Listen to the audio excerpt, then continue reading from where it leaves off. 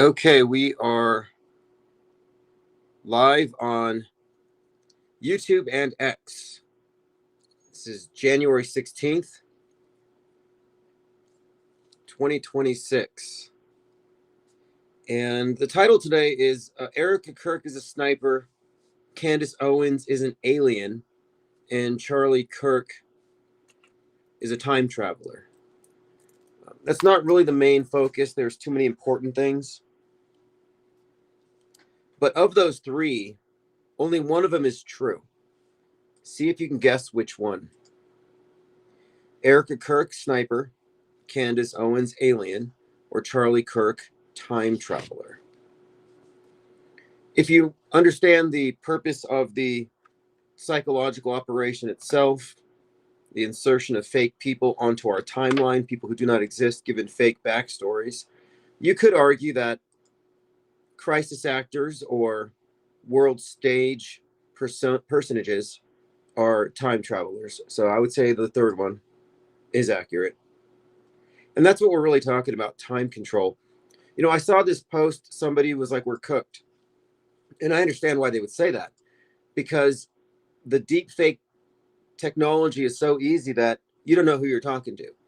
And there are regular looking just individuals, regular guys are using AI to look like supermodels in order to promote their products. And the possibility of being catfished or misled are, it's endless. The manipulation that can be accomplished now is beyond anything we've seen before. But I'm asking, are we really cooked? Like, is this worse than it was before? Is it that bad? Or are we just looking at a new iteration of something that has always more or less existed? And in this case, I'm thinking, I'm not sure if maybe I'm less bothered by the idea of somebody in a bot farm pretending to be an attractive person. To me, that's not as scary as the fact that a lot of people are actually completely fake and misrepresenting themselves. They're walking deep fakes, and they can latch onto your soul for several years before you even find out. Like, that's way worse. And that's old tech. The Erica Kirk thing. Well, turns out that she was in a sniper movie. So we've been talking about Black Star, the EMP stuff, the music video where it was shot by a Tyler and she passes by a 910 and she signed off on it on the YouTube account on 910. Thanks, Tyler, for the great shoot. We've talked about all this stuff before and how the character, the actress, the soap opera character on the world stage, we talked about how Erica Kirk is completely a construct and they've designed her to appear to be a villain, specifically a villain, faking her grief. And I based this assessment off of Hulu's The Tempest, and I was proven right. We analyzed the predictive programming to know what would happen next, and we've been vindicated.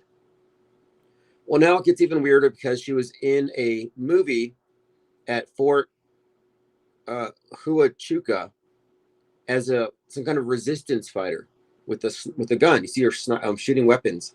So that's interesting. She's a sniper. And I was like, it's just a matter of time until Candace Owens accuses her of being the shooter. And of course, that's all theater because Owens knows that Charlie Kirk's not dead. She's not really talking to his ghost. And I noticed there's a lot of hate for Candace Owens, and I don't have any. I'm just describing these things objectively. I recognize her position as a propagandist, as a bridge between red pill and J pill. It all makes sense. But I've noticed that Alex Jones and Nick Fuentes in particular seem exceptionally intimidated by her. And Alex Jones has challenged her to take a drug test. And he and Nick Fuentes suggest that she's suffering from Adderall-fueled schizophrenia. Adderall-fueled schizophrenia? Now, that would make sense. It could make sense if you listen to the logic there. But this is a contrived character. There's nothing about what she's saying that she's made up or found independently. These are all conspiracy theory rabbit trails planted there to get people caught up in this thing, caught up in the whodunit. while always looking at their scapegoat, pretending like they're arriving at that by evidence and not by prejudice. But the fact of it is, they start with the premise that he's dead. And that's the litmus test. If you think Charlie Kirk's dead, you don't know what's going on in the world. And that's okay. You can be a solipsist, subjectivist, Truman, walking around NPC like in a simulation, going with the program, lockstep, comfortable in your matrix pod, no judgment. You just can't claim to have any situational awareness when it comes to what media is promulgating.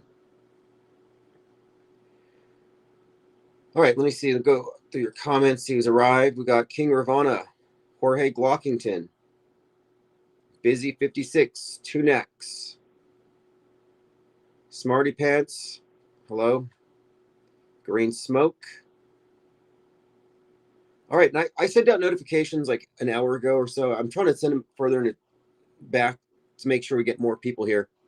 And look, we're only a couple weeks away from the new office space. I will be getting into an office space, whether I pay for it with work study, financial aid, or art sales. I have a plan. There's multiple paths to victory here. And we want to get into a studio so I can set up my computers again, and we can expand onto multiple platforms. And then we have a 1-800 number that we will be implementing. And this 1-800 number has caller queues. You can leave voicemails. You can listen until it's your turn. But we'll get back-to-back callers, which I think will be way more interesting. And that's what the Infinite Plane Radio used to be anyway. Open phones for open minds. Let's reach across the plane. And as far as the project, the big project, the great deconstruction, I consulted with AI on this one as far as what's the best way to make this work. And we decided that it's all going to be done within the Discord server. And then there's going to be a way I'm going to organize the room so that we can start putting all of the content relative to each fake event in a single thread. And I'll be using AI to collate the contents of these various threads, and we'll be putting it into mind maps, PDFs, and articles. That's about to happen. Might even start it this weekend. We might even start it this weekend. And we're probably going to start with 1 or 2 topics at a time. Like I've been discussing how one of our strategies here is we're going to analyze event by event, character by character. And I was discussing how you can look at any world stage character and all of the relevant predictive programming that pertains to that character and find certain common denominators.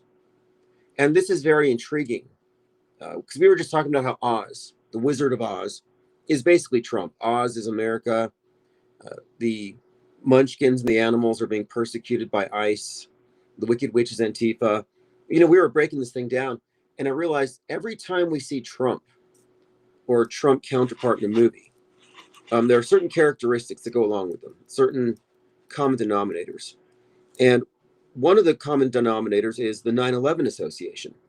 For example, Back to the Future, Biff Tannen, based on Trump, bunch of 9/11 stuff. By the way, the play Back to the Future is going to be at the Trump Kennedy Center, which is interesting. This is next July, because last June 11th he was there. We talked about this Trump Kennedy connection, and now his name is on the building, and they're having Back to the Future at the Trump Kennedy Center with a Trump proxy, a Trump predictive programming character, Biff Tannen. It's insane. But as we were going over these, I was like, there's something I'm missing here. And I remembered Gremlins 2. You got a Trump character, 9/11 predictive programming all over that one as well. But there's a number of common denominators that indicate the template of the character has a basis in some kind of script that pre-exists all of the various examples of predictive programming. And you can kind of trace back, how far in advance were we prepared for this? And one of the interesting things is the predictive content relevant to Trump came out long before he got into politics. So how do you explain that?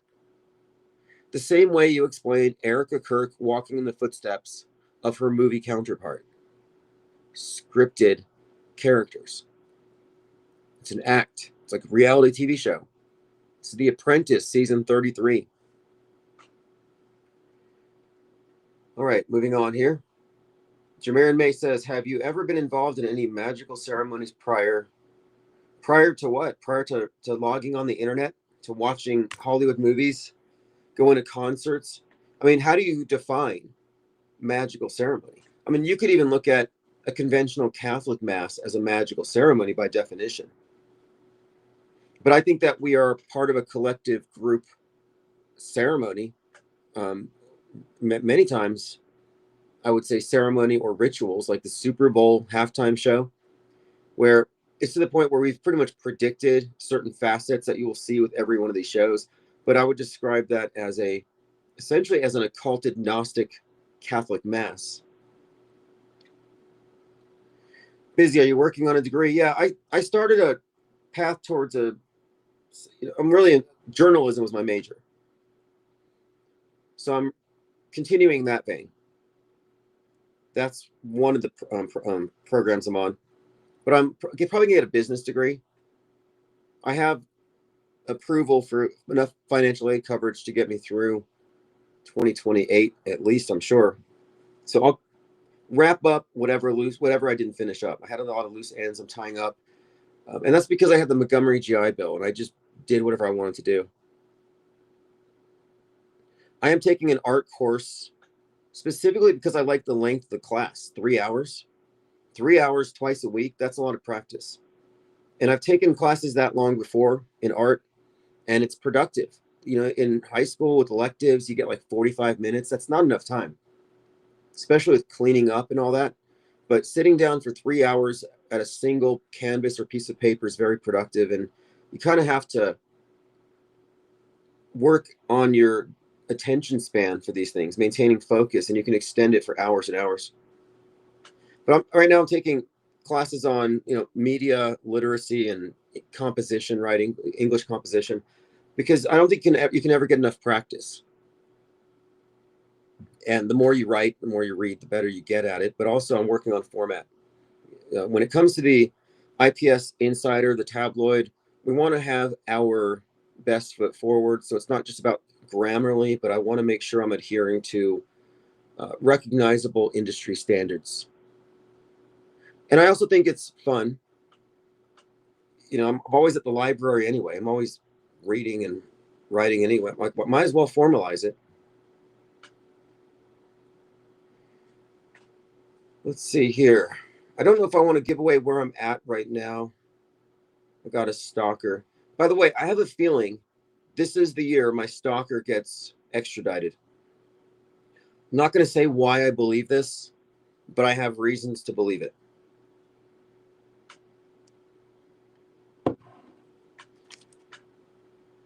Let's see what else we have here. Busy 56 said I had acting class in grad school 3 hours a day for 2 years. Yeah, I think with anything, you have to put time in, but everything's so fragmented, and it seems like we're always going from one topic to the next, and focus is really hard to achieve.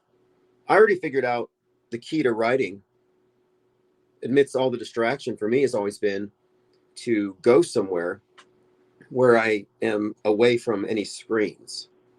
For example, the laundromat, or sitting in a car in a parking lot. I have to create like a space for it because we have this attention economy. Every single second is being competed for by some entity, some product, some archonic, soul-sucking entity. I mean, it's just like you can't escape it. It's an echo chamber. First day of class, they're talking about Renee Good. And I'm like, what if I went to school because I wanted to get away from the internet and all the psyops? First day of class, we're talking about psyops.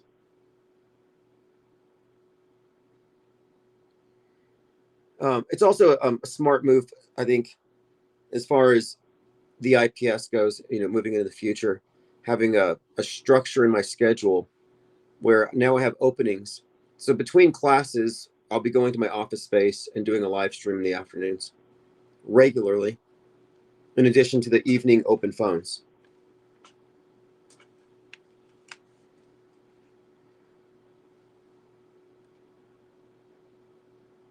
All right, let's move on. I'm going through my Twitter feed, Erica Kirk, Sniper. And did you all catch that thing about Charlie Kirk? I mean, this is not a coincidence. I want to be clear on this. There are no coincidences on the world stage. If you think there are, point one out to us. Show us your coincidences. Because Stephen A. Smith called Christian Kirk Charlie Kirk. And he said, we saw Charlie Kirk catch the receptions for 144 yards. 8 receptions, 144 yards. So he said Charlie Kirk. And all right, that's a forgivable mistake. I mean, the name Kirk, how would you not mess that up? Not a big deal. Hardly worth apologizing for, but he did. But then later, having re-examined it, the last reception was 33 yards, and the score was 30-6, kind of like the gun, a 30-06. But the thing that sealed it for me, that this was one of those fake Freudian slips, like all the fake Freudian slips we saw at America Fest. This is another example of this, where they have plausible deniability. They misspoke. No, you didn't misspeak. Because on the Houston Texans Twitter account, they posted Christian Kirk touchdown, and he's holding his fist against his neck, exactly where Charlie got it. Like, what the hell is that? And this is not the same time. I mean, the first time. This is like just one of many examples where the sports media is being used as a conduit for psyop reinforcement content and memes. And we alluded to the pain in the neck, Alejandro Kirk, with the beard gushing from his neck in the photo. I mean, it's just really bizarre when you get into it. But then you see how pervasive it is. It's like, well, actually, no, this isn't bizarre. This is systemic fakery. This is how they create echo chambers. Lynn Erteld said he probably had Charlie Kirk on his mind and he accidentally blurted it out. It's unconscious. And I said, well, explain how the score matches the gun. Explain the social media graphic where he's clutching his neck.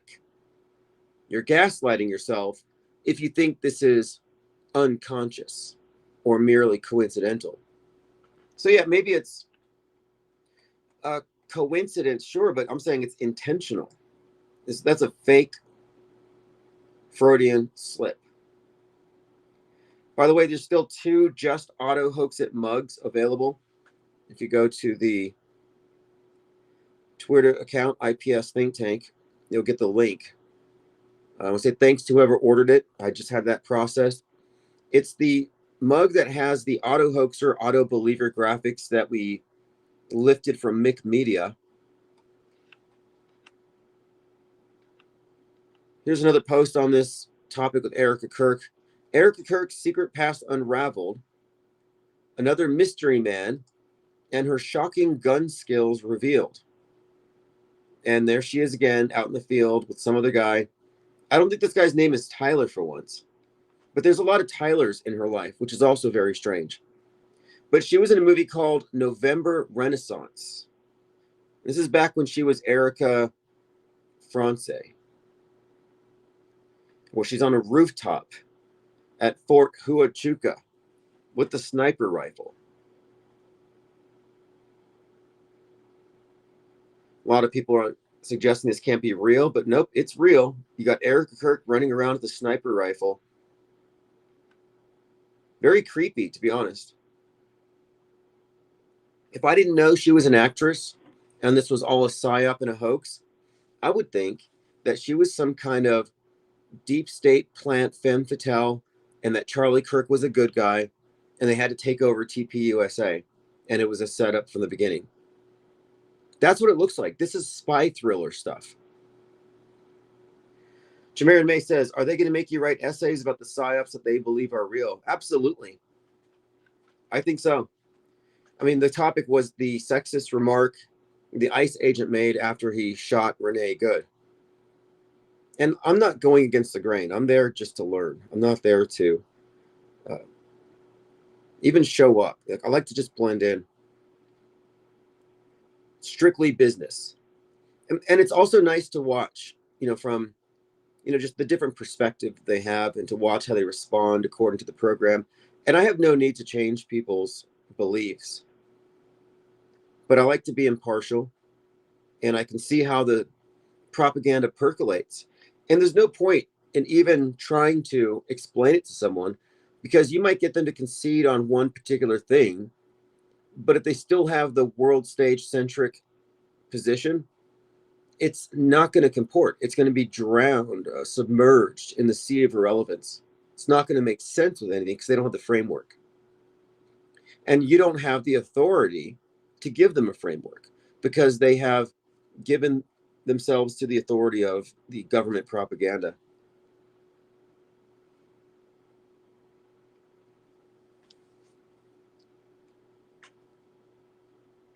It's futile. We're talking about settled beliefs. Like I have no interest in trying to sway someone from believing in, for example, chemtrails. Jason Mosh says, "What's an infinite plane? How big is the universe, and what shape is it?" This question is for the newcomer, Jason Mosh. He says, is he asking? He said, "What's up, infinite plane?" I thought he asked what it is, because I was going to say the universe is said to be flat, and to my knowledge, they haven't found an edge yet. Here's your blue wrench. What's at the edge of the universe? No one can answer that. But yes, the universe is flat. I'm not saying that means anything. It's just a fact.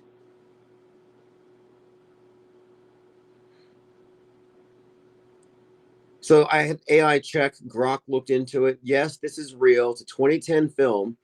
So 2010 was the year she did Black Start, the EMP film. In 2010, Erica France starred in November Renaissance, a role as a sniper.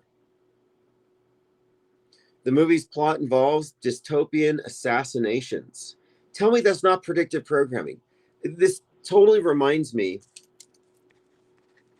and there's all this JFK stuff I could get into here. But this totally reminds me of how Jackie Kennedy and JFK were making a home movie where he gets killed exactly 2 months before the assassination.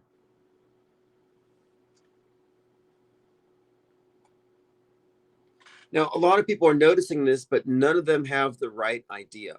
They all think she's some kind of villain. They don't get that this is a show where that Charlie's not dead. So for them, this must be hitting pretty hard. Like, I bet this hits hard if you think Charlie's really dead. I'm like, okay, this is just a bad movie script. And again, if you think that this isn't a movie or a script, I would suggest you take a look at the Tempest thing. But, a lot of people haven't looked into that. And I decided to make it easy. So I started working on something the other night, and I'm probably going to have to add this last thing about the sniper to it. But here's the thing. There is so much content related to Erica Kirk in predictive and concurrent programming that alone rules out the possibility that Charlie Kirk is dead. But in order to make this case and consolidate all the research that I put into my blog, I'm publishing an ebook. And I think I have a title, which I think you might like. Let me see if I can pull that up.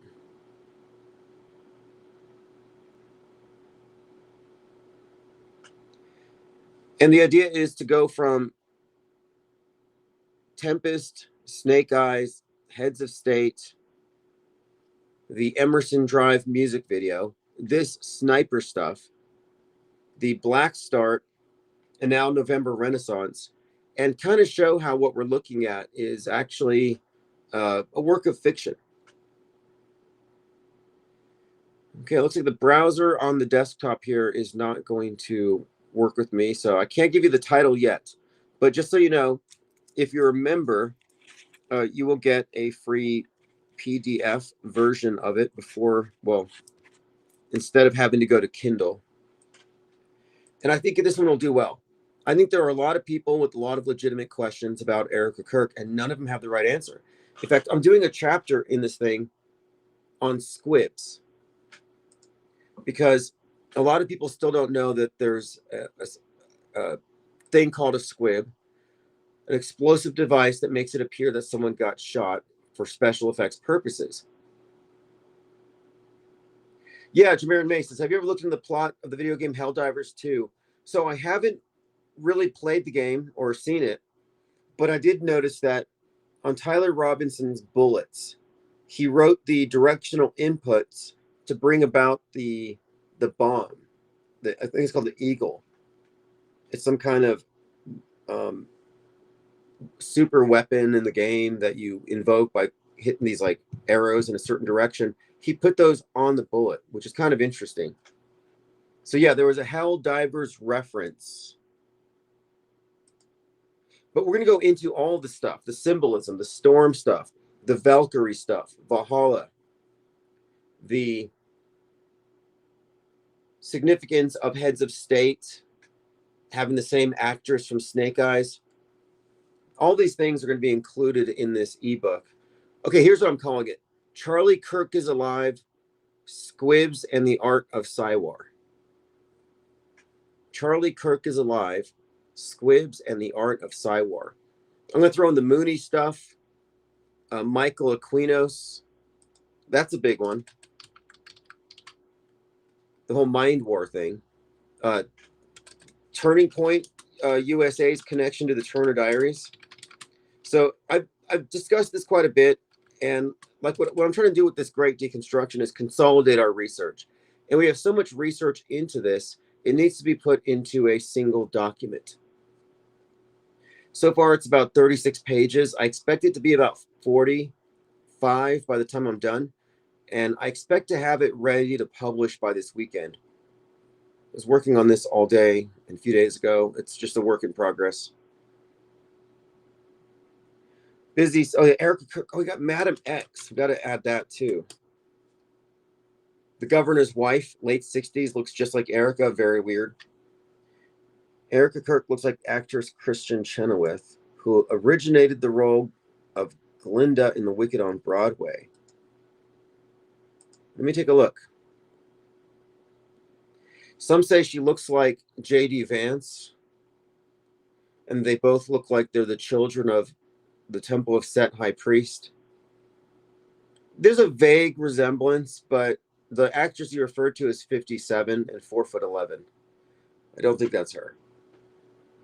But they have the same crazy eyes. Like they look like the evil queen from Snow White, like the Disney villain eyes. You remember when she first came out, she even had a little widow's peak, but she's been characterized in this way because all of the program normie types that I know are all about how bad Erica Kirk is. And I'm like, you guys didn't know who Charlie Kirk was when it happened. You admitted so, but you've been enraptured by Erica Kirk ever since. They're caught up in the soap opera. And one of the points made in the Wizard of Oz movie, and I put this in my review, is he says you can tell them the truth. You can tell them it's all fake because he's describing how history is fake. He says you can tell them it's fake. You can tell them that I have no magic and none of it's real. It won't matter because they want to believe. I mean, it was like revealing because it's describing how this place really works. Like what we're saying has no bearing on what the mainstream discourse is going to do. It's not going to like alter to avoid this. It's not even going to confront it. They're oblivious. And it's not their fault. It's a perspective thing. And I'm looking forward to these book promotion events where I can break down the perspectives, the subsets, and the off-world stage perspective with infographics in a very clear way. Because as soon as I can make this clear, you'll see a lot of people becoming off-world stage observers. Once you understand the distinction, you will make that switch. They will. Anybody listening will. And they won't go back. Poncho Left says, what's going on with Dark Matter Network on TuneIn? I don't know what's going on with it. I haven't checked it. I'm not part of Dark Matter. I had someone for years reaching out to me about Dark Matter. I'm like, I'm not on it. People really like Art Bell. They have these fond memories. It was like, I have better things to do than talk about Bigfoot and alien probes.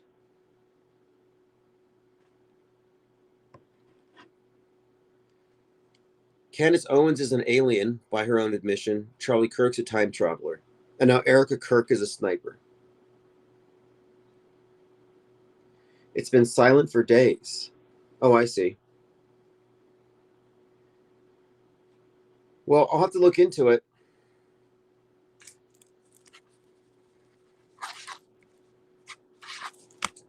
You can go to ips.monster and listen to the 24/7 there as well. But thanks for letting me know. I'll look into it and see what I can find.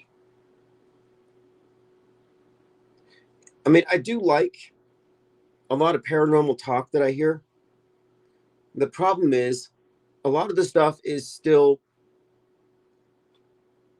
essentially within the acceptable discourse, within the realm of acceptable discourse. It doesn't go outside of the basic assumptions. Like you can talk about aliens,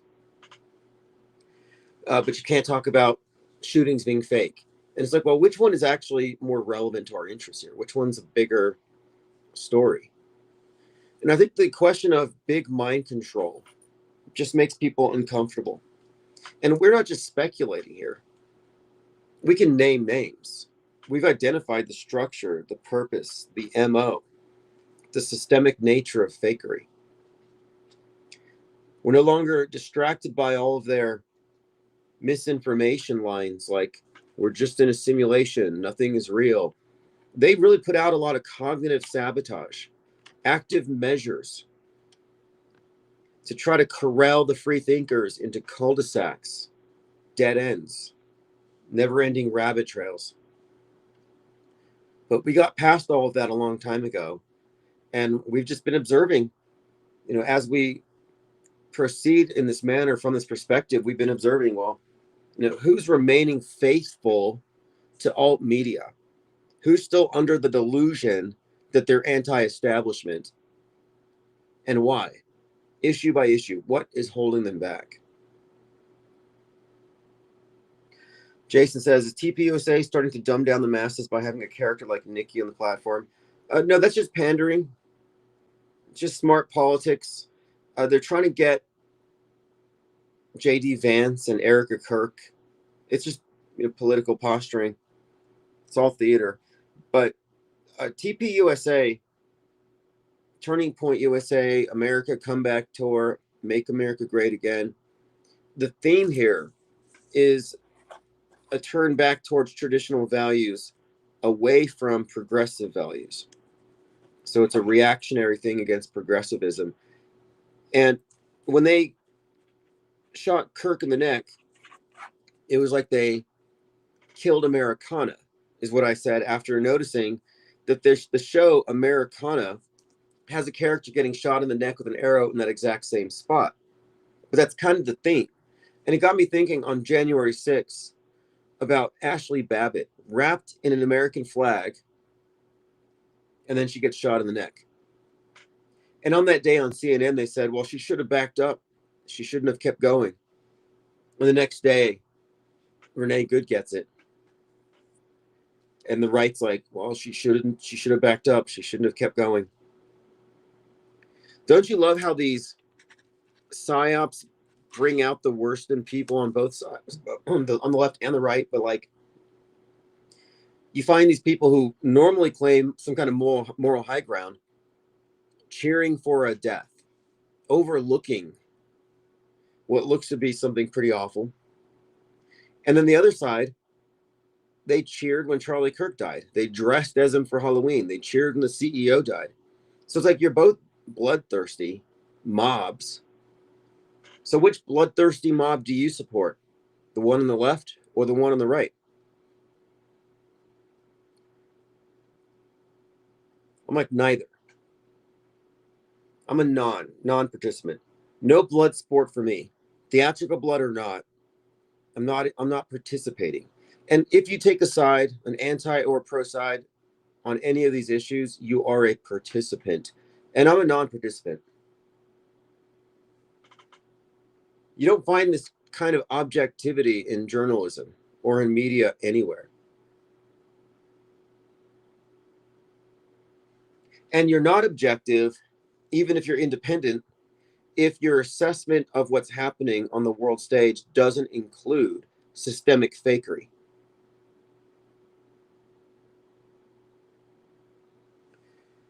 All right, let's move on. Like I said, I'm going to release this ebook, Charlie Kirk is Alive, Squibs, and the Art of Psywar, likely this weekend. Who knows? I might stay up all night and just finish it. It's pretty well fleshed out and outlined. The Michael Aquino connection is worth digging into. The mind war thing, it puts it all into context. Yeah, Ashley on the right, Renee on the left. They love their martyrs. And I notice how each side just utterly detests the martyr of the other side. The system is incredible. I mean, if you're in it, you're programmed, you don't realize how compartmentalized it is, but it's like, well, these are just pretty easy. They're just sheep pens. And when you look at these sheep pens, you find the various beliefs within them are subsets of the big pen. So if somebody goes into the anti-establishment side, you already have a list of what they believe. These are orthodoxies.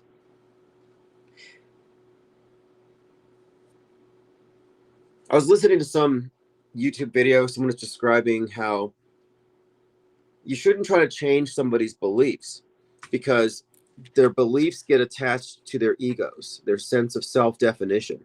So when you attack their belief, you're not even attacking their belief.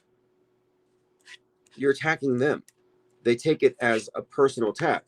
So this person was suggesting that instead, just go your own way and let them catch up at some point. And I'm like, I don't know about that. You're saying let's walk on eggshells because of a bunch of fragile egos? Let's not spread any disruptive ideas around the mind aids patients. Like, I don't think that's what we're here to do. And if anything, if somebody's persona, their false self, is attached to a bunch of lies, we're doing them a favor. You know, I've said before that I'm not going to debate with people who have settled beliefs, but if they want to be deprogrammed, they'd have to pay me because it's like therapy. It's their problem. It's like truthers are so fragile. The IPS think tank is anti-fragile. We're putting everything out there. We're doing the deconstruction in plain sight, releasing the content. So anybody who's still stuck on it's all just a coincidence can have something to look at and contemplate instead of just dismissing it all. And the reason why people have gotten away with dismissing what we're finding for so long is that there's just so much of it and it hasn't been simplified. They're not going to do the work. So you could say it's laziness, but it's also because it's such a huge, daunting subject to tackle. So they can kind of get away with it. But as we start breaking it down into its components and making these points and reinforcing the fact that we're correct, it's going to be very difficult for people who are still defenders of the old operating system to look sane or look honest and not look compromised. What's your opinion of Mag Bitter Truth? I like Mag Bitter Truth, I think. I used to watch a lot of stuff. He recognizes fakery. He's appropriately incredulous and skeptical about media coverage in general. I don't know if he's religious or not, though. I don't have a problem with religious people. However, religion is also mind control. And I think that that's kind of a barrier to reaching the position of media agnostic. To get out of the world stage, you really have to be free of any of its tendrils. And I think religion might have, I don't know, is he J-pilled, for example? A lot of red pill people are J-pill. Is he stuck on chemtrails? And you might think this is nothing, but no, it's a big deal. If you're stuck on chemtrails, you're still programmed by the system. And if you don't know that, it's because you're not aware of the holes in your immune system that they exploited. And what we're here to do is patch up the holes in the immune system. Yeah, if he's not religious, then he seems sane to me. It's one thing to see through the world stage and the government mind control, but if you can't see through the old mind control, you got fake news, and then you got the old school fake news. We're just the media today is a new iteration of religion. Religion is quite literally just mind control, always has been. These God constructs are just masks for the state, like the Wizard of Oz. A big, scary face, smoke, flames, fireworks, booming voice, but it's just somebody behind the curtain. And that somebody's not God, it's not a wizard, it's just some unimpressive old dude. Johnny says, I've always wondered why the elite would chemtrail themselves, not saying they aren't spraying. Well, they aren't spraying. That's the thing. This is one of the fundamental mind games. This is the primary fallacy. Why do you think they're spraying? Here's why. Because somebody asked you, what are they spraying? That question is loaded. It's called a loaded question fallacy. What are they spraying implies there's a substance being sprayed, when in fact, the trails are the result of hot exhaust interacting with freezing air, freezing rarefied air in the stratosphere. It does exactly what you would expect. Hot air. It's not a spray. So they misrepresent what you're seeing by calling it a spray by asking, what are they spraying? So a loaded question is a question that you have no answer to, but it contains a premise. It smuggles a premise in that you don't get to actually debate against. So you got tricked. When somebody said, what are they spraying? They appealed to ignorance because you didn't know. And they loaded the question with spraying, which assumes there to be a spray. And what's worse about this whole thing, the people who are still clinging to chemtrails, is that the explanation for condensation trails, like condensation trail theory, makes more sense. You shouldn't even be using the word theory if your premise isn't the best explanation for something. It's just simply not. It's not a coherent theory. Based on what? What is your what are your observations? What's your evidence? And has it been systematized? And the answer is no. It's a conspiracy theory orthodoxy that has been sold for a long time. And I think it's for the same reason that people on the left hate CO2. And they believe that we're all polluters and the earth is going to die because of us. It's kind of their worldview. It's not really based on facts. It's this internalized misanthropy. And I think similarly, conspiracy theorists have internalized the oppressor, the bad guys, poisoning the waters, poisoning the air. So it's kind of like a bias confirmation for them. Like paradoxically, they sleep better at night, terrified of the clouds and 5G towers. What's your opinion of Russian vids? They live truth. He's pretty good. I mean, the thing is, at this point, it's not particularly insightful to say, hey, that's fake. Like, that's actually easy. Who can't call something fake based on the video? And doing a frame-by-frame analysis might be useful and helpful right now, but that's kind of an expired methodology. It has an expiration date. You have to be approaching this as a blindfolded skeptic. You should be able to discern whether an event is staged or not without having to rely on them goofing up on camera. I don't know if he's unpacked the meta script. I remember he used to be a domer, a domed flat earth guy. I don't know if he still is. He's also, I think he's a J pill. I don't know. If he talks about tiny hats, he's a J pill. But I don't really have an opinion. I think that anybody who calls out media fakery is essentially an ally. The problem, again, is the orthodoxies keeping them on the world stage, but that's going to change. That's the paradigm shift. They haven't been presented with a better option. And that's because the entire alt media ecosystem has been preemptively co-opted by the establishment. But again, to address Johnny Sandtrap, there's no evidence for any kind of spray.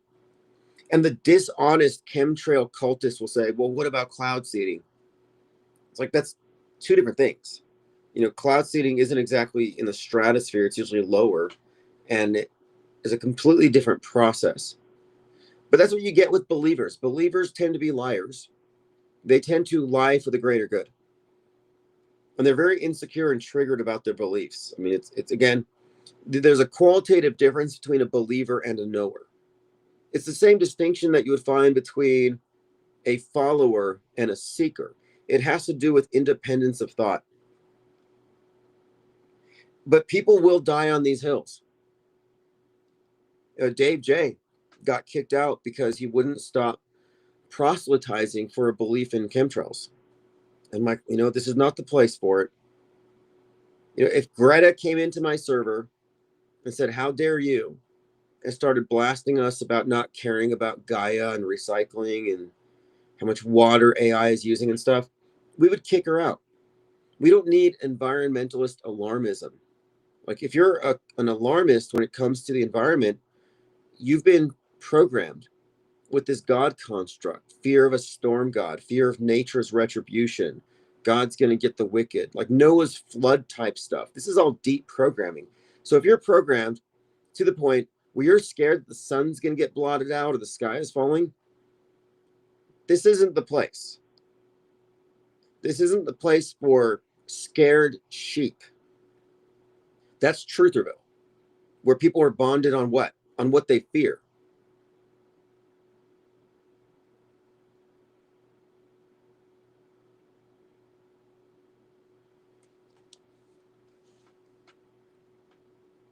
But these are litmus tests. The only reason we bring them up is that these are tests to see how programmed people still are. And deprogramming requires independence of mind. Being a red pill propaganda mule does not require independence of mind. In fact, they reject it. We go on X, 99.9% of the people fundamentally disagree with everything I say.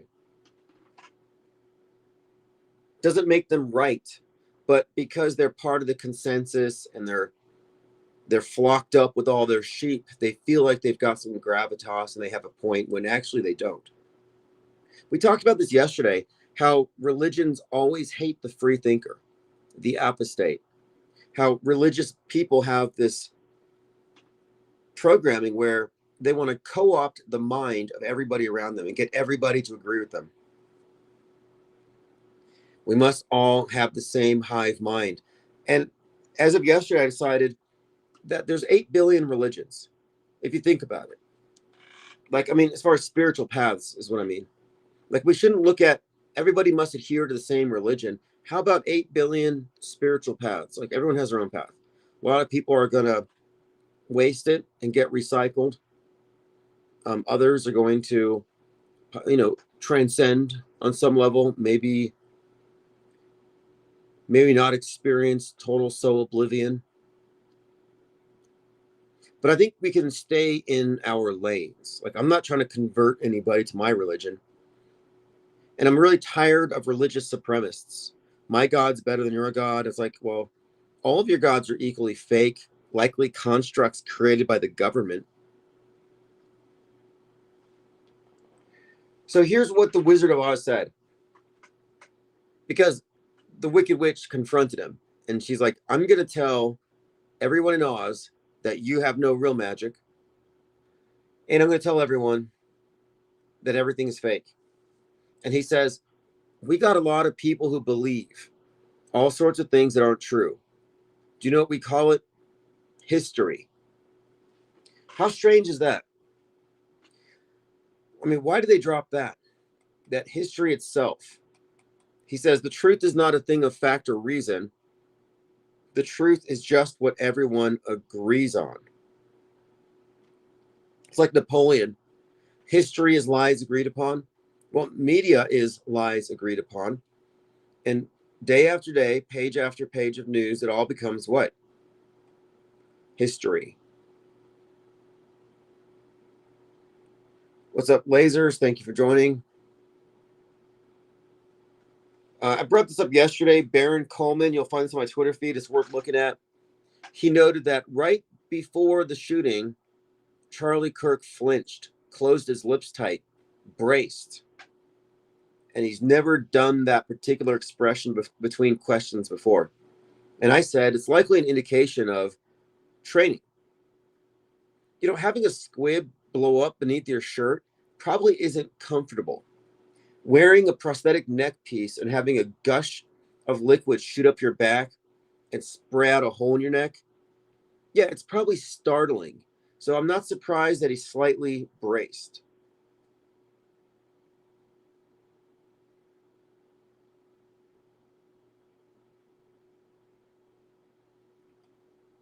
Rumors spread that Kirk lost her children in a custody battle with her late husband, Charlie Kirk's parents. There's a lot of Kirk drama. What's up, 5-star QB10? Thanks for checking in. I'm sending notifications as early as I can so people can catch it live in case you're not a member. If you're not a member, you can catch the replays at ips.monster. And at that site, you can find links to Patreon, Substack, or Spotify, where you can get the archives. Jason says, what's your opinion on the O.J. Simpson murders? There weren't any. Staged, fake, theater, the whole court TV psyop thing. I happen to think the whole thing was just contrived. Isn't that where the guy from TMZ, what's his name? Harvey, got to start. There was a Harvey Levin. Yeah, I don't think it was real. I think these are various forms of psychological operations. I'm on the fence about the Menendez brothers, but given their recent mention with regard to the Rob Reiner killing, I'm leaning towards fake. I don't think JonBenet Ramsey really died. I don't think she grew up and became Kate Perry either, but sometimes it seems like really bad conspiracy theories are popularized to cover up the actual conspiracy theory or just make it sound crazy.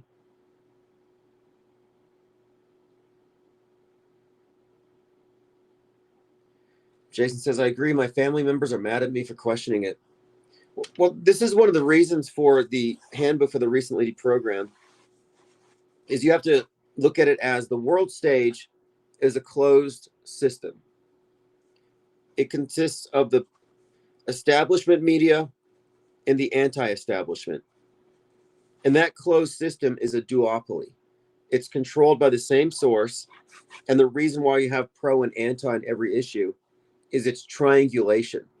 And the triangulation is part of the structure. There's no reconciliation. There's a deliberate schism with every issue by design.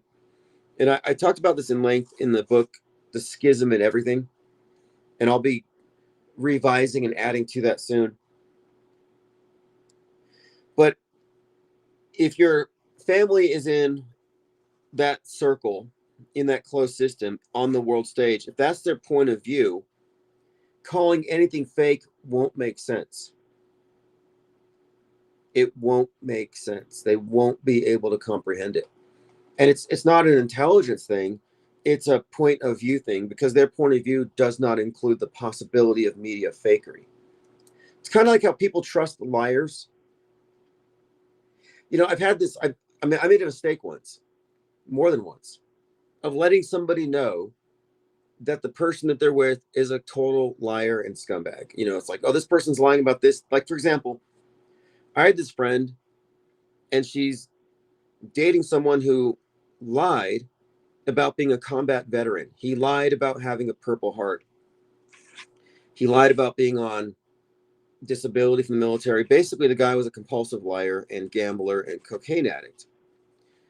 So I'm like, hey, by the way, this person lied about all this stuff. And he's also a coke addict and a gambling addict.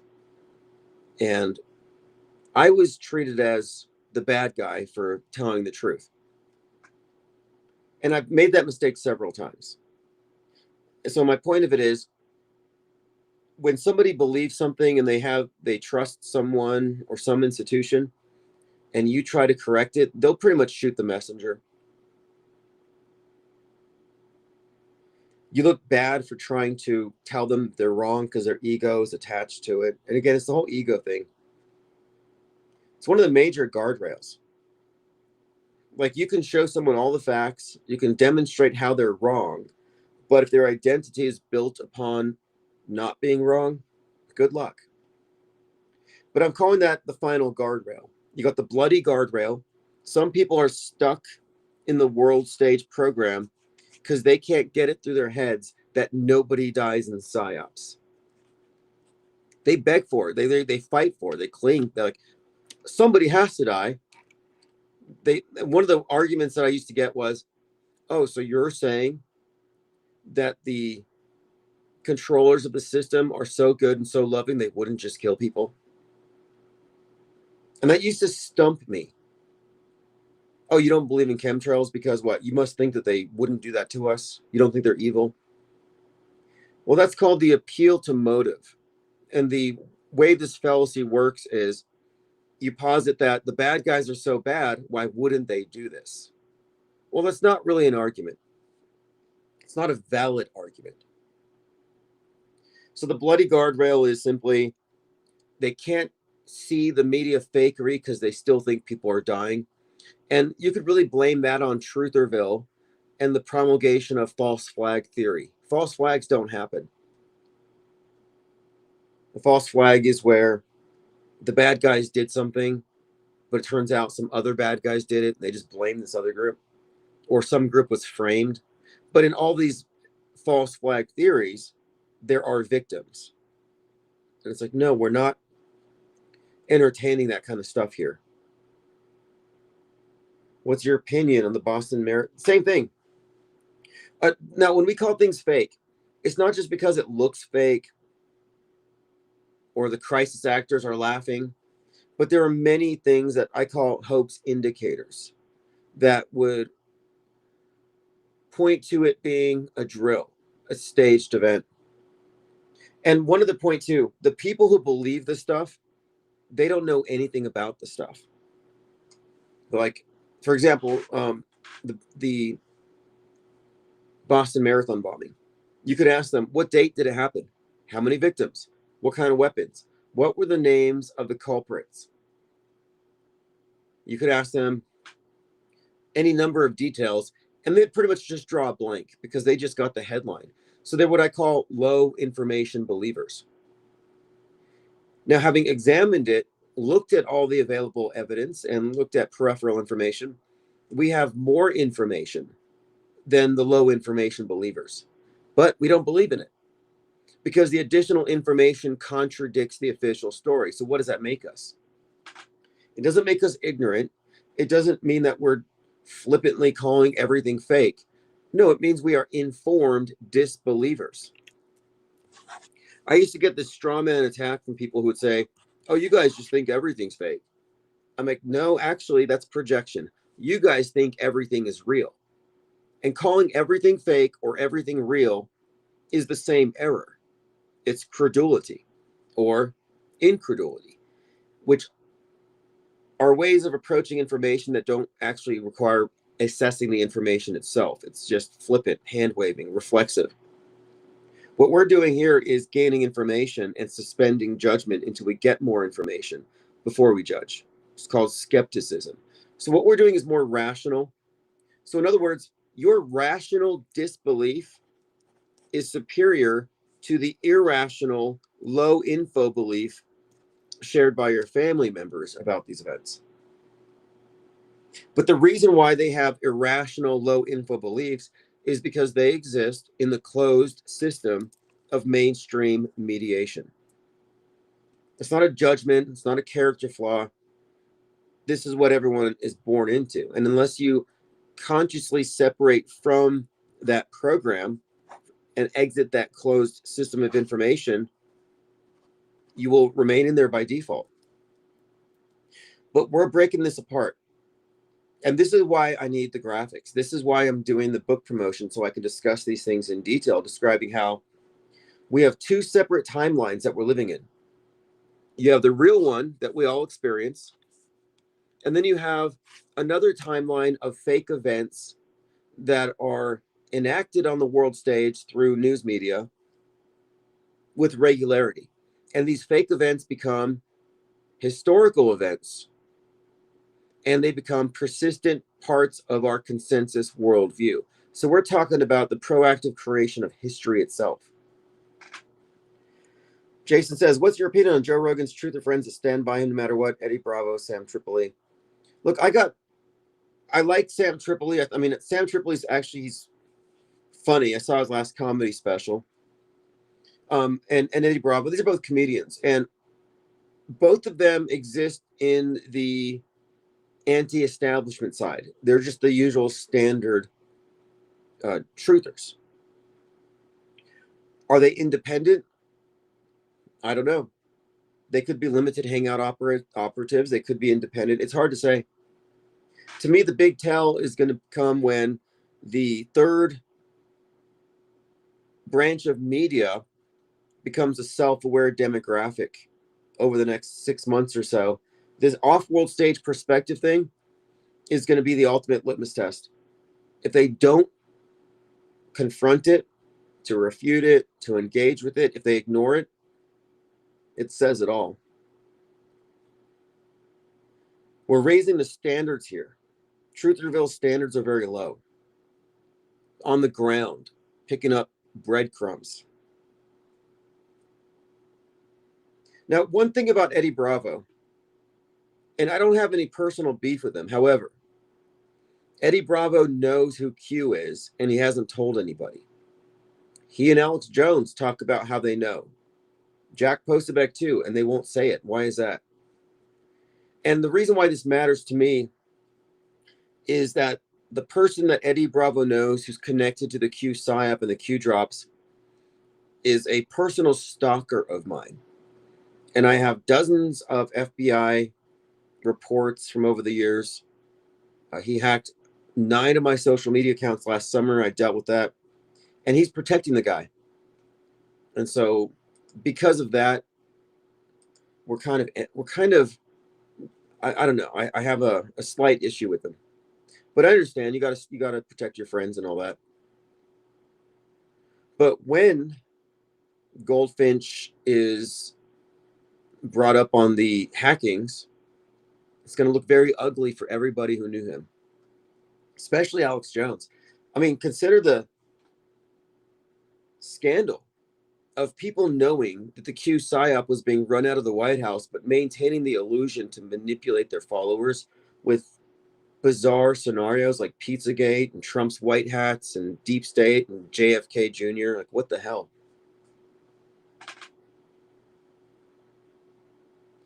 Five Star says, makes me wonder how much past history, the truth or validity of any of it makes you question everything. Well, okay, here's another thing too. There's a lot of people who for, almost 10 years now, maybe 8 or 9 years, have been looking into the idea of the reset from a mud flood or Tartaria or 1,000 years of missing history. So there's a lot of people who spend a lot of time entertaining the idea that we've been lied to about history, that modern history is a lie, and we don't know what happened more than a few hundred years ago. There are people who spend a lot of time contemplating this, thinking about this, the mud flooders. And I'm saying they need to get their heads out of the mud, because while they're speculating about history being faked a couple hundred years ago, we're pointing out how it's being faked every day, and it's being faked proactively. We're not just talking about buried history, historical revisionism, or retconning. We're talking about manufacturing of a fabricated history that gets a pass unchecked and is essentially downloaded into every human mind. So if you're interested in the idea of there being a fake history, start with today's news. I think the mud flood theory in particular is a huge distraction, likely by design, to keep people focused on something that is innocuous and not a threat to the system. But to answer your question, how far back have they been faking history? I have no idea. What we're doing with our great deconstruction is we're focusing on recent history, the last few decades, to a nuance. I mean, we're going into the weeds here, mind mapping it, charts, documenting everything. We're consolidating years of research into this project. And we're going on what we can prove. This is not speculation. This is not conspiracy theory. This is the only successful conspiracy theory. The only one. All the other conspiracy theories are fake. And this one is an ongoing active one, and it's the only one that conspiracy theorists haven't noticed or won't touch. Jason says, Eddie Bravo once said on Joe Rogan's podcast that Alex Jones is completely different off camera, including his voice. When is he ever off camera, though?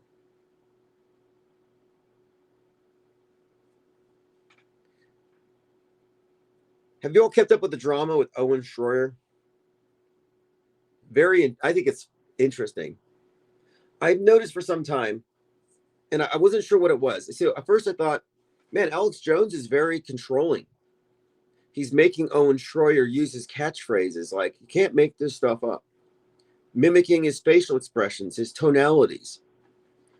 So for the longest time, I thought that maybe Owen Schroyer was told to emulate and mimic Alex Jones. And I thought that's got to be really bad. That's got to be hard to do. But now looking at it, I think it might be a symptom of something else, because Owen Schroyer had a very public and nasty breakup with Alex Jones, and he launched his own network. And a lot of what he does is almost like stolen. In other words, copying, like highly unoriginal. Not to mention a very boring alt media take on everything. I don't know why anybody watches him, but I don't know why anybody watches Jones. I don't know. Here's the thing. I can understand thinking that Owen Schroyer's legit, but Owen Schroyer was part of the January 6th PSYOP. And the January 6th event was a major reveal on how staged these events are. That was a staged event, bunch of actors. The riots were going on while Trump was still giving his speech 45 minutes away. Anybody who went to jail for January 6th, including Owen Schroyer, are obviously operatives. They're insiders. They know how this stuff is fake. And one of my other points too here is this third branch of media, this off-world stage perspective, is not only outside of the establishment controlled pro and anti-pro, the anti-establishment, pro-establishment. We're outside of that, but we're also going to essentially put a wall up. If somebody has participated in a major transformative PSYOP, they're not on your side. Lean Dion says, at least Jones is funny. Well, yeah, I mean, to me, there's a lot of entertainment value in a lot of these characters. And I'm not saying don't watch them, because as anthropologists, as researchers, we have to study them. I'm just saying these aren't people to follow. Like, are they leaders? Do you need leadership in your life? Are you looking for a leader to guide you to run up a hill and get arrested in a huge honeypot thing? I find that whole operation to be very shady, and I think they're all feds. And I don't mean to be hypercritical of any one of these individuals, but I see them as all very catty, competitive, internally. I don't know. Looks very dramatic. I wouldn't want to be a part of it. Like the behind the scenes with Stu Peters and Lauren Witzkin about royalty payments for their shitty anti-vax documentaries. It's all very ugly. But again, I mean, one more time on Owen Schroyer. Owen Schroyer is a crisis actor. You realize this, right? And again, I'm not trying to be hypercritical, but as Confucius says, the beginning of wisdom is the ability to call things by their right names. And if you can't call a crisis actor, script reading, psyop operative what they are, then you will remain in their system. And what we're not trying to do is curry favor with any of them. We're not trying to breathe the same air as these establishment pawns dressed up as anti-establishment. They fail all the tests. So either, and this is with all of them, either they're not in the know about the fakery, which means they're dupes, or they're in the know and they're not talking about it because they're part of it. So who are you going to follow? A betrayer or a fool? And this goes for all of them. They're either betraying you or they're total fools. Candace Owens, is she? Which one is she? Has she been tricked by the squib? Or is she betraying your trust, lying to your face, and gaslighting you? I'm not a fan of any gaslighters, manipulators, liars, psyop operators. They have the same, like Owen Schroyer is no different than Robbie Parker or a David Hogg. They're all the same. They're part of the same acting troupe. They're all in the theater of Cywar.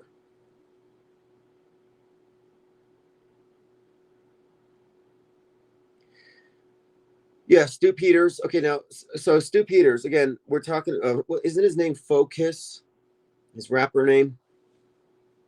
These are agent provocateurs, but these are propaganda operatives. They're beast system assets, exactly. They're also J pillars. So if you didn't know, there is a thing, and this is embarrassing to be a part of, there is a thing called the woke right. So we know about the woke left. Elon Musk bought Twitter so he could purge the woke left, but he didn't tell anybody that he's opening the floodgates to the woke right. And the woke right is just like the left, but everything is a little bit different in that it's oriented around a different scapegoat. So instead of critical race theory, they have critical Israel theory. You can blame everything on whites, on the West, on capitalism, on the patriarchy, on Western values. Or if you're on the right, you can blame everything on Israel. And both of these are oppressed versus the oppressor dialectics, where to be woke left or to be woke right is to be oppressed, to claim oppression, and that you're awakened to the oppressors and you're trying to fight the system by waking people up. And Stu Peters is woke right. Nick Fuentes is woke right. And they're really no different than mainstream right, like Laura Loomer. So in other words, to follow these individuals is to be part of the political system. Are you a right winger? Are you a Republican? Are you participating in the political theater as though voting is a way out of this? Do you think these individuals are doing anything other than shilling for the GOP? All they're doing is they're recruiting conspiracy theorists, and they have been for some time. So what I'm suggesting here is that all, and I say all of the influencers in alt media, they're all compromised by default.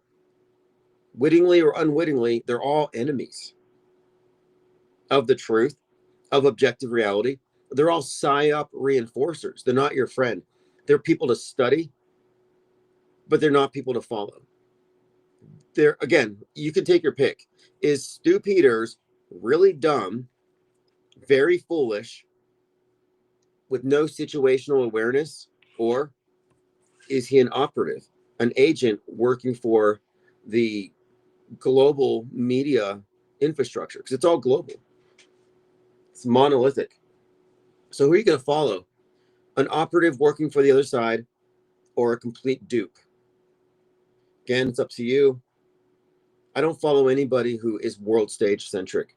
If your point of view is world stage, your operating system is outmoded. Not only is it outmoded, but none of the answers that you give have any validity. They're lost.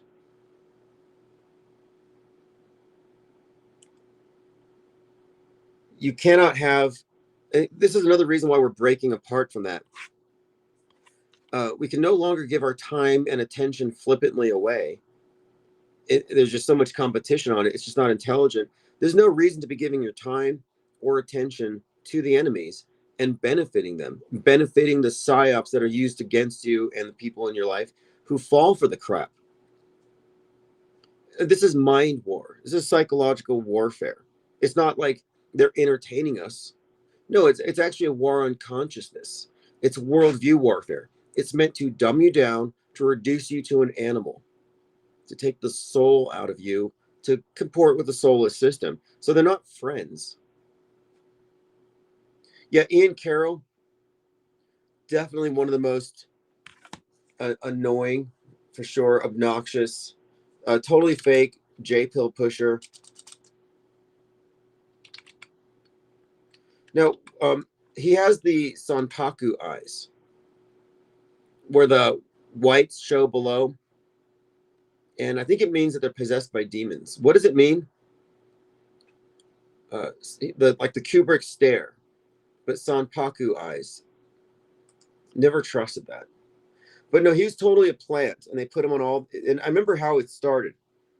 I really don't go to TikTok because I hated how all the conspiracy theorists use the same music, the same repeated track, and they would bug eye you.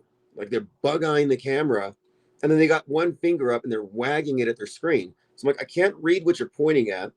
Your finger wagging and your bug eyes are making me uncomfortable. Apparently that works. It holds attention. So you have all these bug-eyed finger waggers with these sound bites just blowing up. And I'm like, this is so disjointed. And all they're doing is they're pushing red pill claptrap, leading people to woke rightism, to politics. So here's another issue. When we're looking at these fake events, we're not looking at events in isolation, but we're looking at a program. We're looking at a manufactured history. And when we look at how far back in advance the various events are planned, well, it really does undermine the idea that politics aren't rigged. And if politics are rigged, then why would you follow anybody who's trying to lead you into politics? Obviously, what we're looking at is a steam valve for the masses, for the dumbed down Truman Show masses to imagine they have some illusion of control, but they don't have any.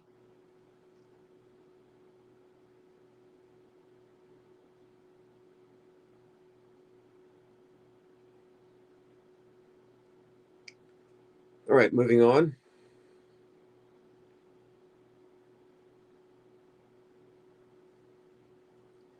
I'm going to go through my Twitter feed, IPS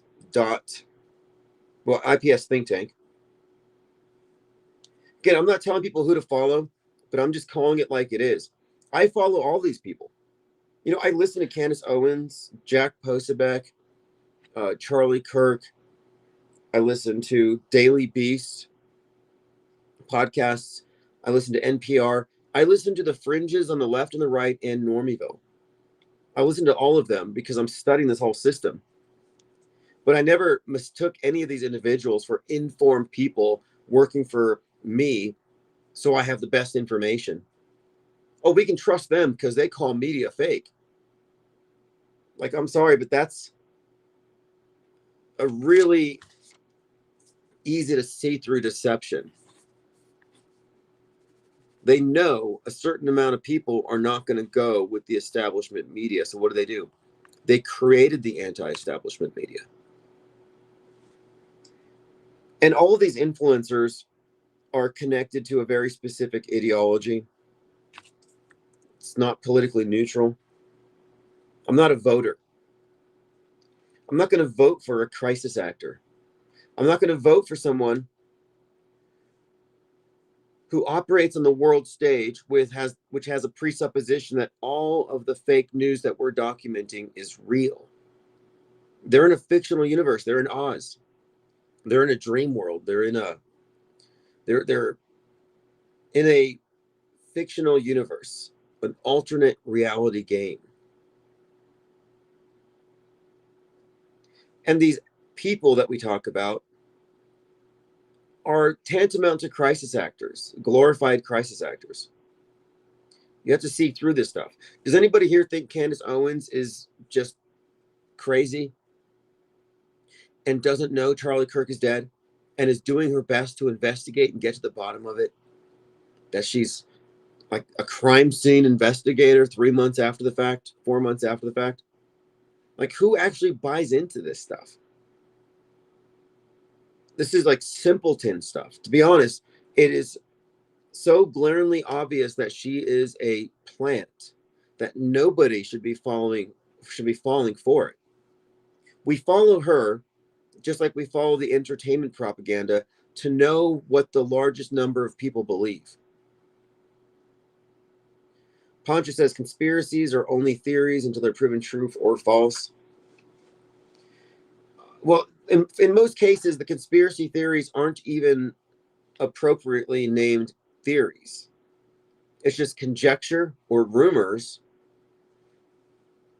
or straight misinformation.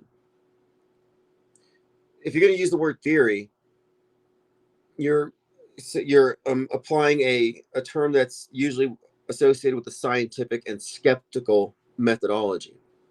And one of the things that's required for something to be considered scientific or a valid theory is it has to be falsifiable. And what you'll find is that most of the conspiracy theories are unfalsifiable propositions. These are not intellectually serious propositions. Jamarian says, is all this insanity because we're moving out of the age of Pisces? Yeah, we talk about the script, right? This meta script, the idea of our history being written in advance. And I happen to think that this is happening on the world stage as a part of the process of what the New Age movement would refer to as like a new aeon, or the Theosophists referred to this New Age thing as the New Age, where certain things would be unveiled. And this does seem to comport. You can say it's age of Pisces, precession of the equinoxes. But yeah, I would say that there is a script that not only encompasses what happens politically, culturally, our history on the world stage, but I think there's also a script that refers to humanity as a collective over the next 1,000 years. And I think this is where the character for mankind is altered for a long period of time. This is according to the theory of aeonics. In chaos magic, they refer to these aeons in Thelema. So right now we're entering the aeon. Well, we entered it 121 years ago. The aeon of Horus, which in this model, this way of explaining it, it's Mars. So I think it's notable that we're entering the age of Mars, and we're looking at going to Mars. And I think ultimately Mars is a vision, a utopian vision for a sustainable green world order. And we're not going to Mars. We're going to make Earth Mars. We're going to adopt the system that they're implementing on Mars here on Earth. And this is all correlating with this New Age concept. So yes, I think the script that we're referring to, the modified history, is one level lower than this longer agenda. Like there's this book called The Secret Destiny of America. If you haven't, I think it's Manly P. Hall. And this is where The Secret Destiny of America suggests that the United States was founded as a mystical and esoteric experiment in self-government guided by Rosicrucians and Freemasons, tied to a great plan. So in the New Age movement, they call it the great work of ages. And the great work of ages is the work of transitioning mankind into a new age. And what does this new age mean? Well, the way it was explained to me by a group of Thelemites is that in their history, we left a goddess oriented matriarchal paradigm that lasted for the entire aeon of Isis.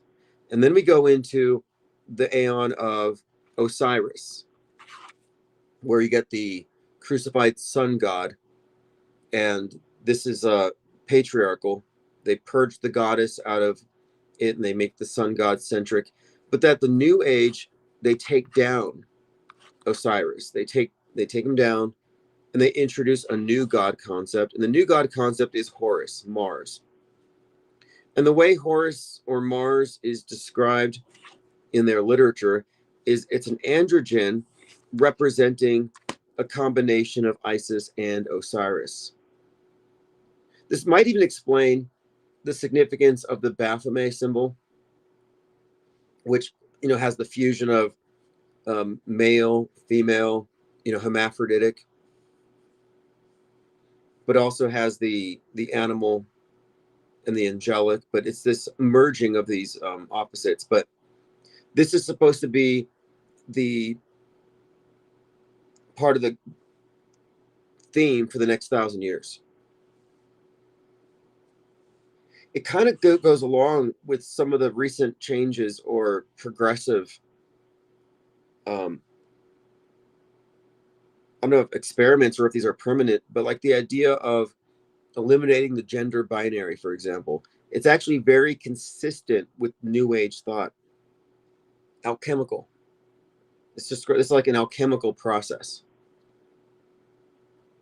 So another idea contained in the New Age movement is that mankind is being collectively initiated. And so one of the breakdowns here is that Isis, the goddess, would represent the subconscious, the darkness. Osiris, the sun, would represent the solar, the consciousness. And this would also relate to emotion versus reason. And that Horus would represent the fusion of the solar and the lunar. The fusion being a third perspective. And so like the third eye, for example, the idea of the fusion, or in the Jungian sense, the integration with the shadow, bringing about this new version of the self-awareness. So we're being initiated into the mysteries as a collective. And the mystery schools see themselves as the leaders in this. So it's kind of contradictory, because if you listen to their own rhetoric and read their literature, you would get the idea that the New Agers see themselves as guides enlightening mankind. But then if you look at how the secret societies function in the world, it all seems to be about endarkenment. So which is it? But anyway, getting back to the secret destiny of America, it's the idea that America's entire history was planned in advance, from its inception to how it's going to be destroyed. And the eagle is actually the phoenix. And the phoenix, of course, contains the idea of burning down and then building back from the ashes. Very alchemical as well.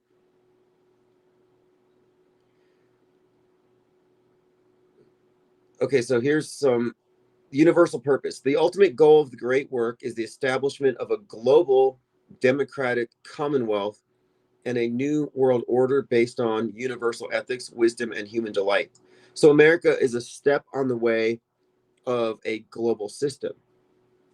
And I think this great work has already been accomplished. I think it's already been accomplished. And I think the next phase is for America to fall. So if you look at the 1776 connections, the Tower of Babel, compare that with a lot of the meta script with New York and the One World Tower. Like the One World Trade Tower is 1,776 feet high, 1776, which ties in not only to the founding of America, but to the building of the Tower of Babel. And so what I'm pointing out here is that there is a meta script story having to do with America itself as a stepping stone, but something that would ultimately fall. And we've been shown the falling of America in various symbolic ways. The sinking of the Titanic is a metaphor for this. The idea of the Tower of Babel, of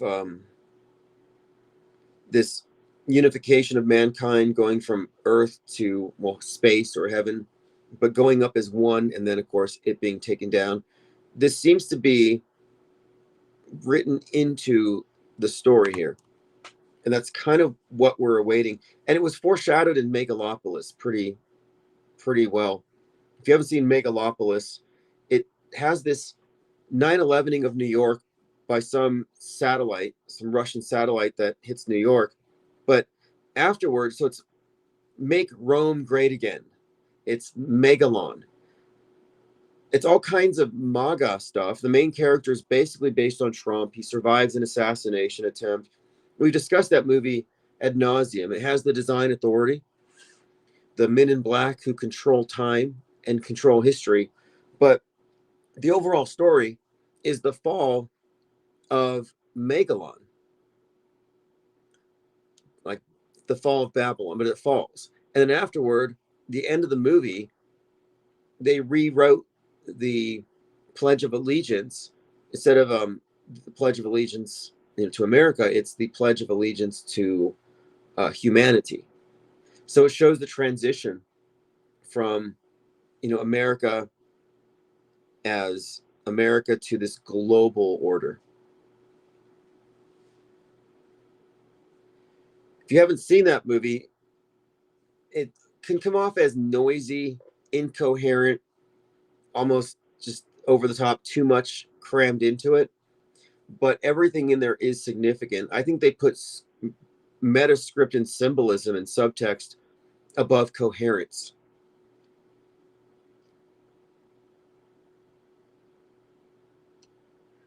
So to answer what Jameron May says, is this insanity because we're moving out of the age of Pisces? Another thing too, when it was explained to me about this theory of aeons, they talked about the age of Aquarius, and that Aquarius is the water bearer. And in their system, the water symbolizes wisdom. It symbolizes information. So we're being flooded right now, and the flood is it's the information. So the internet would be an indicator of this new age where all the information is put out there.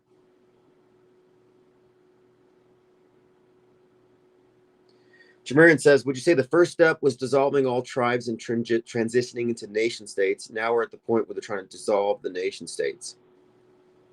Yeah, I think that's tied into the alien agenda. And I've been saying before that the alien propaganda might have just been a way to prepare us for the advent of AI, so we hand over controls to a higher intelligence. But what happens when the aliens arrive? In every scenario, mankind unites as one.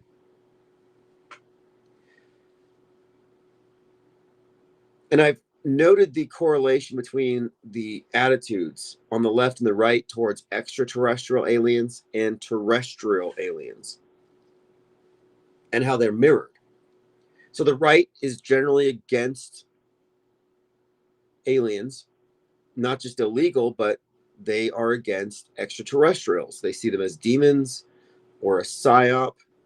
But the right wing generally is either suspicious of or fearful of aliens. This is why Tucker Carlson was attacked by an alien in his bed. He said aliens are demons. The left loves aliens, sees them as angels, as future perfected versions of us, and they also love terrestrial aliens. They're open borders. So the alien invasion scenario that brings about one world could also be looked at as an alien invasion agenda involving ubiquitous immigration, where borders and walls become essentially irrelevant. And if you have that, we would be one. It would be unifying in the same way. And I think that is part of the purpose here. The purpose of it is to perhaps demonize nationalism and pave the way for this ideal that they've established of a one world.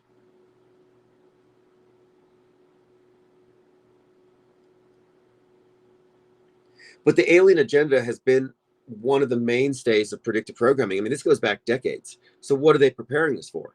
Again, I'm saying they're preparing us for one world, totally united, when a higher intelligence comes in here to tell us how to do it right. After we've reached some point of crisis where there has to be a divine intervention. And of course, the divine intervention is going to be aliens or AI.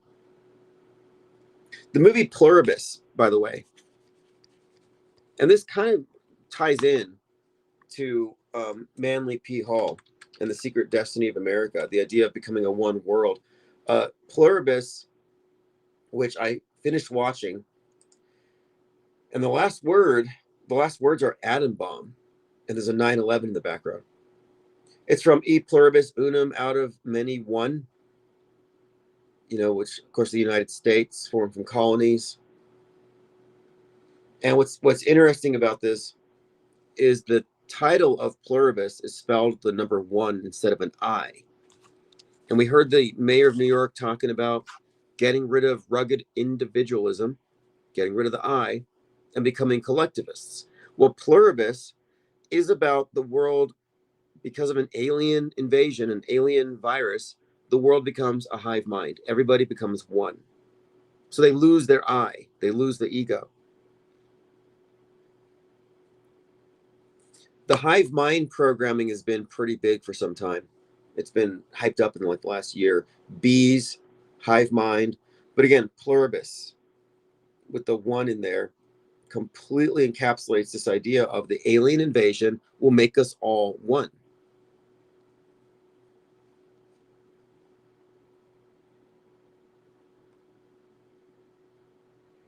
Do you know who the first person to report having witnessed an alien, like a UFO? So 1946, 1947, actually. We talk about the Babylon working. The thing with L. Ron Hubbard, Jack Parsons, and Marjorie Cameron.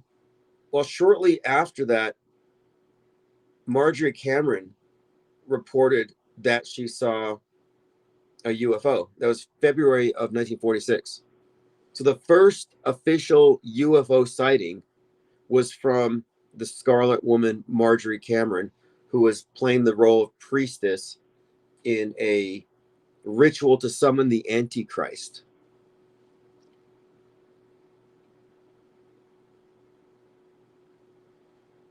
Just a little bit of trivia. And again, Marjorie Cameron was playing the role of the New Age goddess. The New Age goddess, they call her Babylon. There's quite a lot to unpack here when we get into the Scarlet Witch, the Red Witch from Game of Thrones, the various ways that this certain archetype has been presented throughout movies. The New Age goddess, most recently as Barbie from Babylon. I mean, Barbie is the New Age goddess Babylon. It's quite literally idol worship. But one of the things we're going to accomplish with this great deconstruction is we are going to go into detail on all of these significant characters in the big script and all the fascinating connections between them. Because when you get into Marjorie Cameron, it effectively syncs together psyops, Hollywood, the sexual revolution, and mystery Babylon mixed with science fiction in our space age religion and the advent of UFO culture. But what's interesting about this particular person in this story is the people that are connected to this. people like L. Ron Hubbard, that's not insignificant, as he created what you could consider the first official space religion, which is Scientology, which is based on mind viruses called engrams and purifying us from mind viruses. I mean, we're all basically Scientologists. If you're a NASAtologist, what's the difference? The space religions are all essentially the same thing.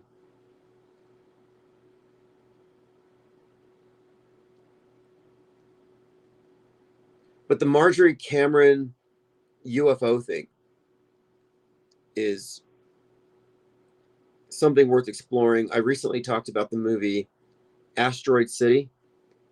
Well, Asteroid City stars Scarlett Johansson, and this Scarlett thing is key. It's kind of code here. It's not a coincidence that Scarlett Johansson is also in Fly Me to the Moon, about faking the moon landing.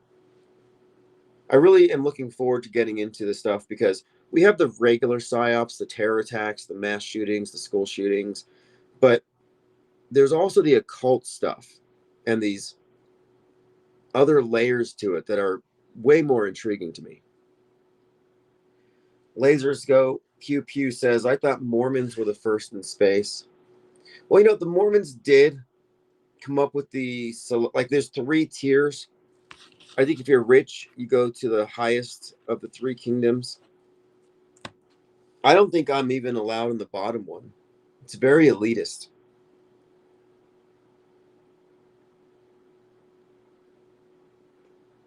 But they have this concept that when you die, I think you get your own planet and you get a bunch of like 1 million wives. I mean, it's just, to me, it sounds like hell. Like what are we? I mean, like, it's like a stable. Just going out to your own planet and just reproducing, reproducing, and reproducing. It just sounds, I don't know. I don't know why this sounds like heaven to some people.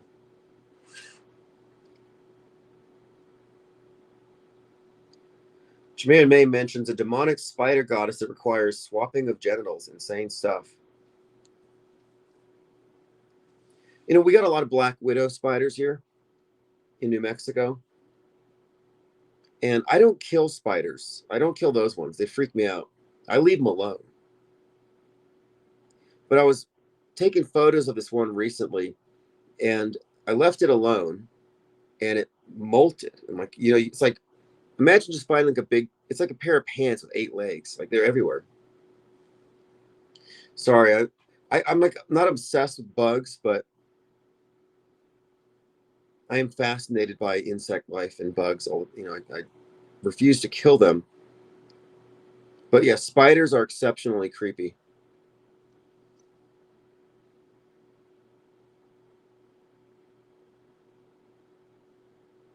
Okay, let's see what we have here. Oh, celestial, terrestrial, and telestial.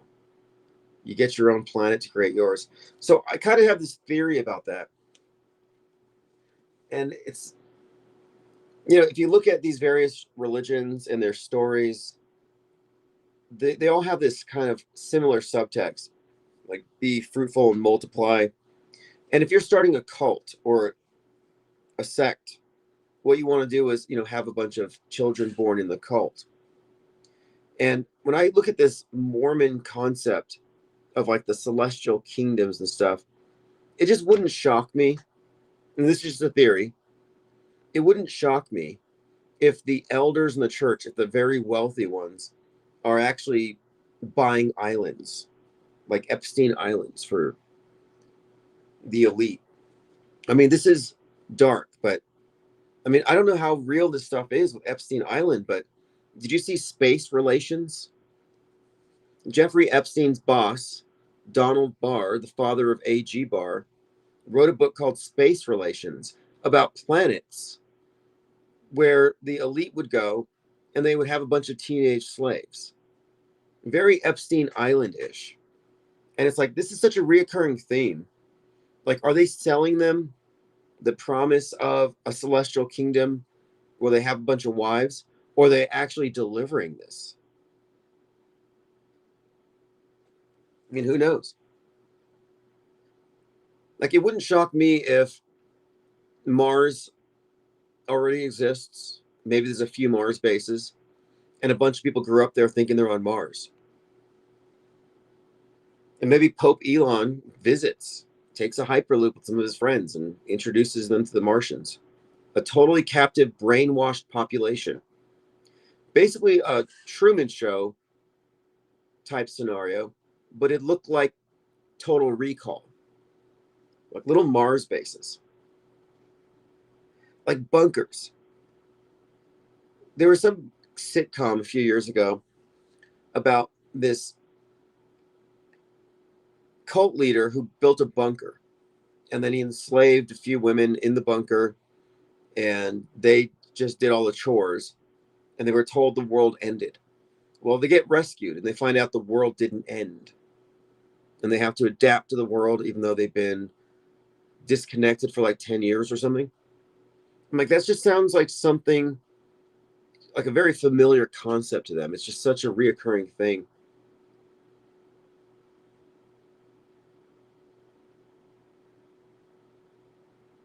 But anyway, yeah, I believe in Martians. I think Martians probably already exist.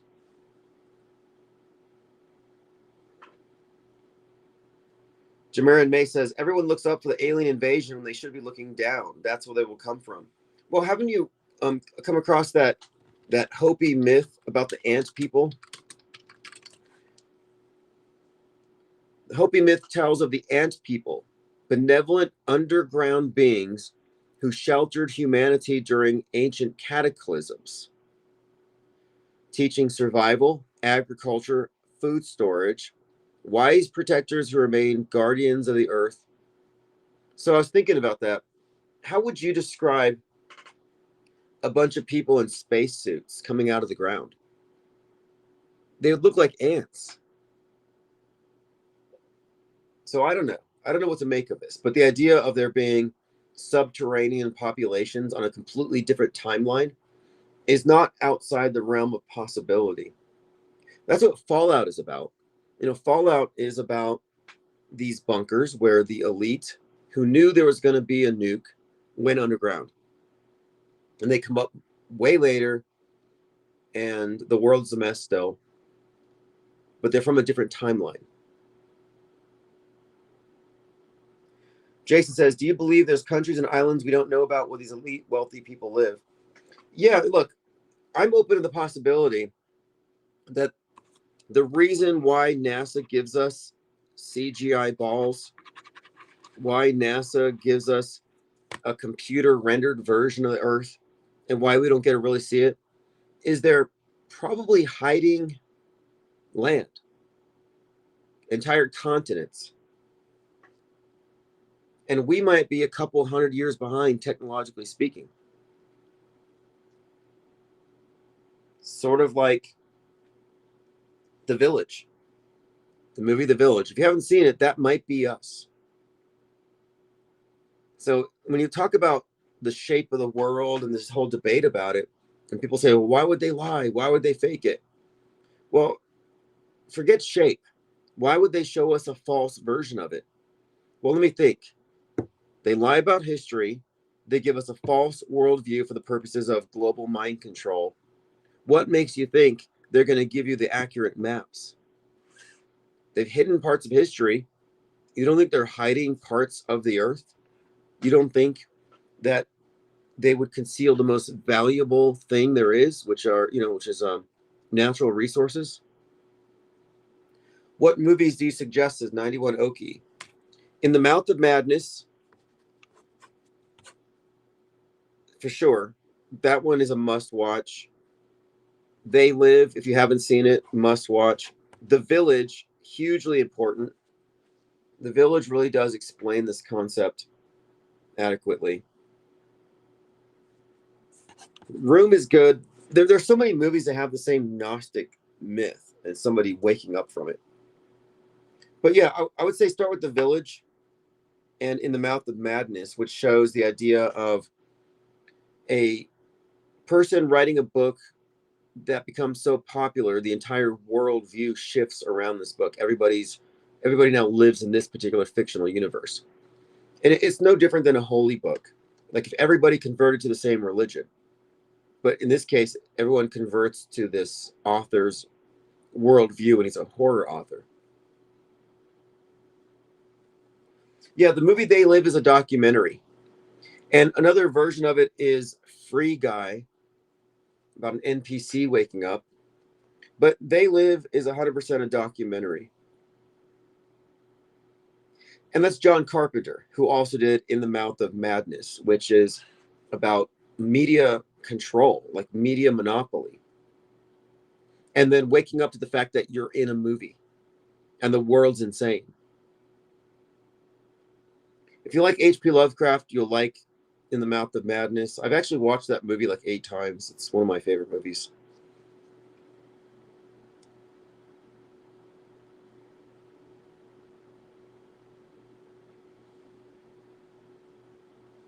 Yeah, The Matrix.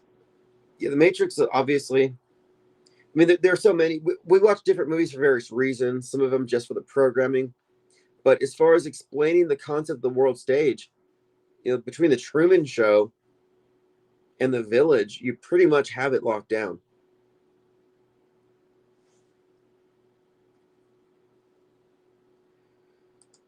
All right, well, tomorrow's Infinite Plane Saturn Day. And again, we're just a couple of weeks away from a major upgrade, getting into a stable studio space, and getting the 1-800 number back up. That is the next phase. And we're pretty close to that. And that's going to be probably the second week of February. But in the meantime, this weekend, tomorrow, I'm going to outline the plan for the Great Deconstruction. And it's all going to take place in the Discord server. It's largely going to be research oriented, focused on event after event. And I'll be using both Perplexity and ChatGPT to take all the information and format it in the way that we're going to in a standardized way that we're going to apply to every fake event. And we're going to do a retrospective, retro auto hoax, the 20th century to the present.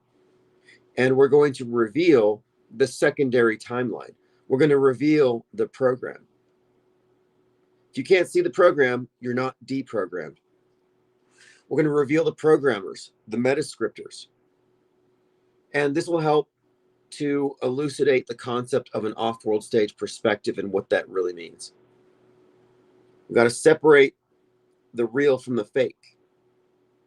We have to recognize the two as separate timelines and not confuse them. So by definition, the masses are confused. I talk about how the mainstreamers are all misinformed by default, but really we're talking about confusion because you have two timelines. The word confusion, from the Latin word confusio, means mingling, mixing, to pour together. So we're talking about the merging of real and fake. So you have the real timeline and the fictional one superimposed over it. We enter into a hyper reality. By definition, society's confused. We are unconfused. When people say, I'm confused, I'm ambiguous, I don't know if it was real or fake, I'm like, I wouldn't advertise that.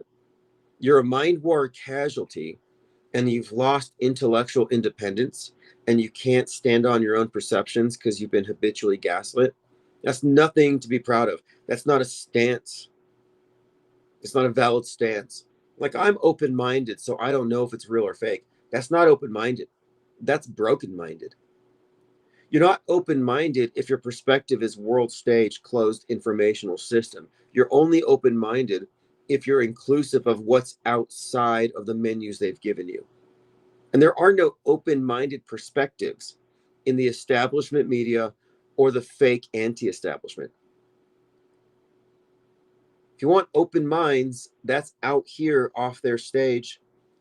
Our slogan was Infinite Plane Radio, open phones for open minds. And we can tell very quickly if your mind is open. And this really occurred to me. Someone said, can't you be open-minded enough to consider that maybe the mainstream's not lying? I'm like, well, you don't know what open-minded means then. By default, media draws its conclusions from within a closed system on the presupposition that all the fake stuff before that we expose and reveal as fake was real. So no, by definition, it's a closed system. It's closed-minded to go off of their limited selection of ideas and off of their limited information and think you've drawn an accurate conclusion. It's incomplete.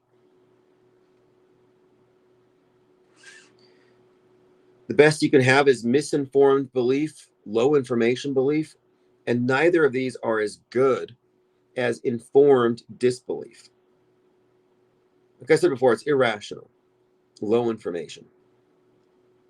Just with regard to media, I mean, people know a lot about their own fields of endeavor, but there's a blind spot when it comes to how we process media. This is a philosophical crisis.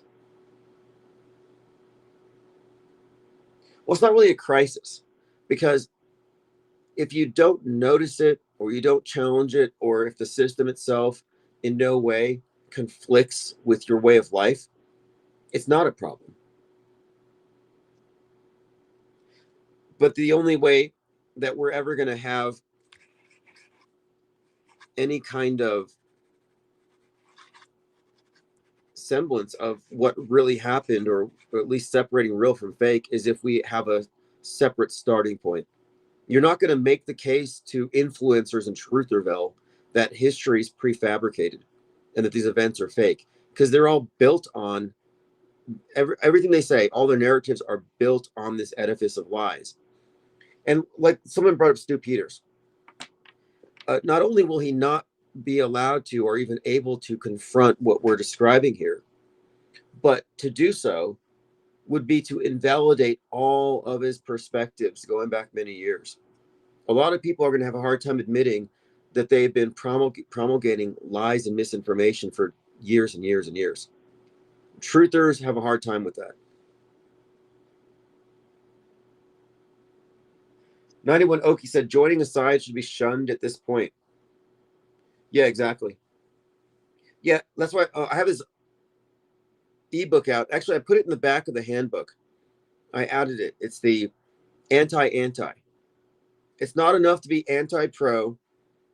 That's default. You have to be anti-pro and anti-anti. So if you're like, I'm an anti-geoengineering, anti-vaxxer, it's like, I'm sorry, I'm against that. And they'll say, oh, so you're for geoengineering and mandatory vax? No. Just because I'm not anti doesn't mean I'm pro. You can tell when these people have been habituated to the bifurcated war where everything is either or, black and white. There's no middle ground. I mean, there's kind of a middle ground of apathy, not paying attention.